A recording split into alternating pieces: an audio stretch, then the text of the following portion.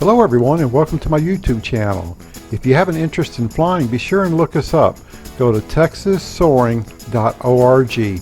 Whether you're a novice or an expert pilot, you can learn to fly. One of the benefits of flying is you don't need a medical. So be sure and look us up. Go to texassoaring.org for more information. In this video we're going to talk about landing out. Sooner or later you're going to land out. You're low and landing is imminent. What are your options? At this time you're only about 800 feet above the ground. What are your options? You have a field picked out. It looks pretty good, but you'd rather be up in the air and flying. I'll tell you friends, thermaling skill is the foundation. The ability to climb in any available lift is the foundation to successful cross-country flights. When the cross-country pilot finds himself low during a cross-country, the ability to center and climb in any available lift must be automatic, leaving the pilot's major focus to identifying and evaluating a potential landing site. The flight information I'm showing in this video is in real time. I'm using a built-in GPS data logger in the aircraft and adding it to this video to make these effects. It's all in real time. Starting on the bottom left-hand corner, that's ground speed, not airspeed, so don't get that confused. GPS can only calculate ground speed. On the top left-hand corner, that's our flight time. In the center top, that's our compass heading. Going over to the top right, that's the rate of climb indicator as measured in feet per minute. On the bottom right hand side, that's the altimeter. Please note we're about 700 feet above sea level, so in this example we're about 800 feet off the ground. Alright, let's prepare for takeoff. The wing runner is a very important person in the safety of flying, especially on takeoff. He's there to cover your back. He'll look and make sure the spoilers are locked. He's going to look for traffic. Some of these things you can't see yourself, and he's going to provide that for you. Okay, I have the line tight, got my brake on with the left hand, and here we go. I'm flying what's called the PW5. It's a single seater. You can look it up on Google for more information. Now I'll be off the ground before the tow plane. I've got to keep it on the deck, maybe just 5 feet off the ground. You've got to stay focused.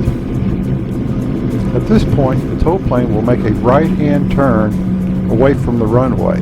Why would he do that?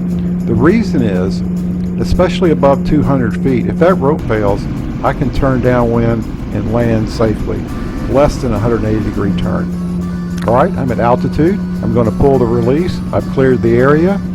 He's going to make a descending left turn, and I'm going to make a right climbing turn. I'm going to convert that excess speed energy I have into height energy. So at this time I was able to find some lift and climbed on out. But eventually when I was flying I didn't find the thermals anymore, so I'm headed down.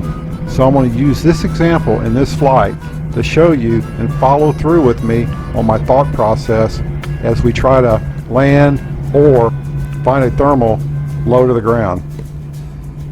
As you're getting lower, you're looking for a place to land.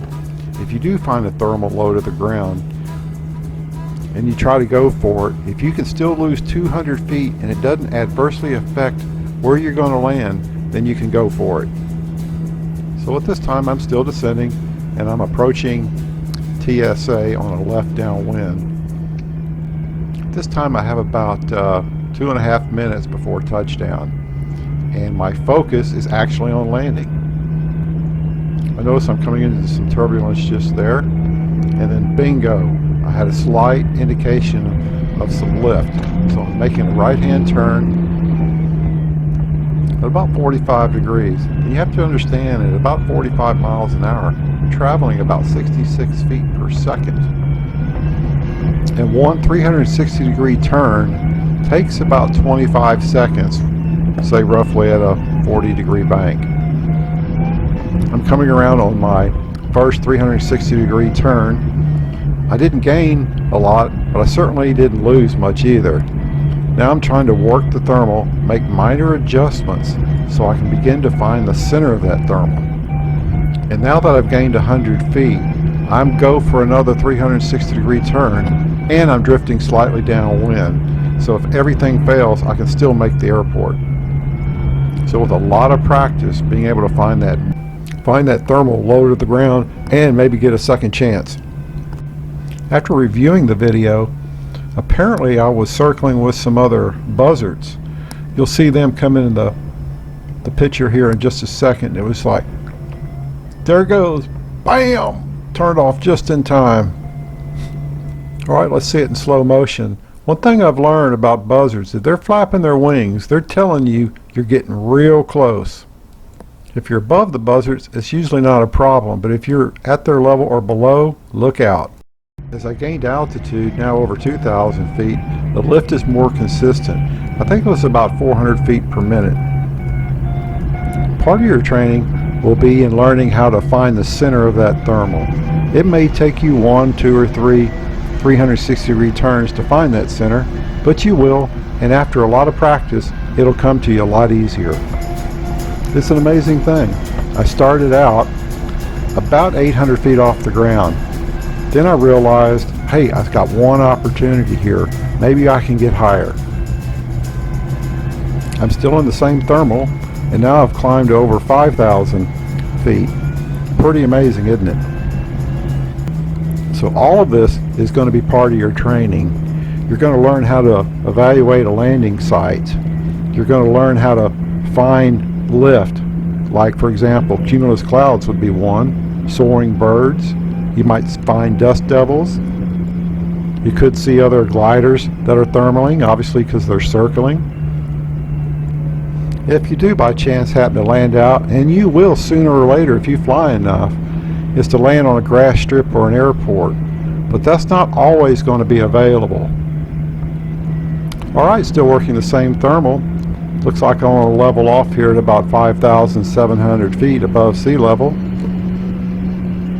So learning to fly gliders is certainly going to be a tremendous challenge in your life, and you should try it. So be sure and look up our club at texassoaring.org. Coming up next will be the landing sequence, landing a PW5. And here we go. About 6 p.m., so I guess there's no more thermals today. At this point, I'm on a left downwind for runway 18. Notice my ground speed. As I get lower, I'm going to drop that nose down and increase speed as I get lower. At this point, I'd estimate that I have a 10 to 15 mile an hour tailwind. I'll have my eyes outside the cockpit. I'm not looking at that altimeter. I'm looking at angles, and that's something you'll learn in your training.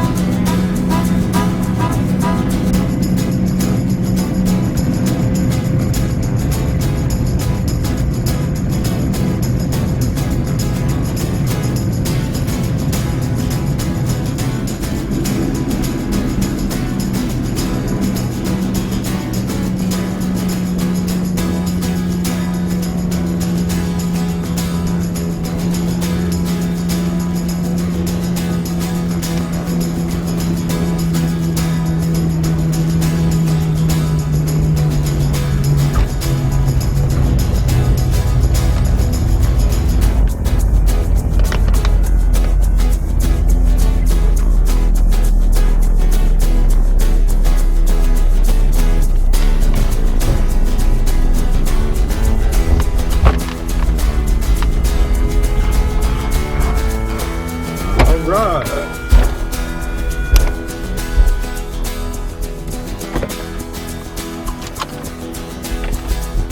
4 hours, not bad. I hope you enjoyed this video, and be sure and look us up. Just go to texassoaring.org. And one of the great things about flying gliders and sailplanes is you don't need a medical. So we'll see you in the air next time. Bye-bye.